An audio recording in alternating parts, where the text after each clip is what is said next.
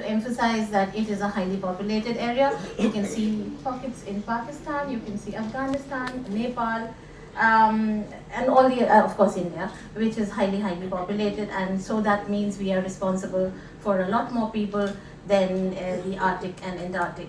So Himalaya warrants more discussion, at least on this front. Now, this is something I'm not going to touch. We are all scientists here. I think Dr. Krishnan's, because he's here, I just quoted some of what you've talked about. Himalaya is warming, and I'm not going there, so I'm just going to skip all this. Then, so why a science council? What is it that we need in a science council? We have to know the fate of the most life-supporting resource, which is water. We need to know what's going to happen to water. Is it going to flood? Is it going to dry up after flooding? Too much water gone down and into the sea, and then no water? Because that's what one of the avalanche studies says, that there'll be a lot of avalanche, increase in avalanches, and then there would be a decline in avalanches because there would be less mass and slide slope and whatever science there is to it. Now, of course, economic losses, biodiversity losses, and a lot of unexplored opportunities, but most importantly, lives and livelihoods. We have Apatani from the northeast, we have Lepcha, Bhutia, Bakarwal, Dard, Kalash, Afghanistan. So all these Afghani tribes, Nepali tribes, Indian tribes, and the northeast region, which is completely, we have not addressed their needs, we have not talked about their livelihoods, and we need to really address this problem. Why does the world need it? The world needs it because we need data. Any modeling that we do is data hungry. We've talked about that yesterday. So we need better data. And for that, we need collaborations, we need research projects, and that's the way forward. The learnings can help us do mitigative plans for mountain regions all over the globe.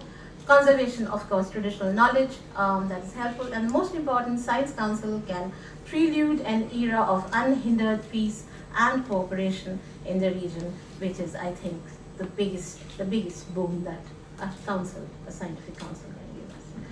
Now, I'm just going to, Niti Aayog's done some work, EC Mode has talked about it, I'm going to skip this. We have shared learnings from the Arctic Council. Arctic Council has done 3 agreements, which is we talked about. Agreement on International Arctic Scientific Cooperation, that's a very significant one in 2017.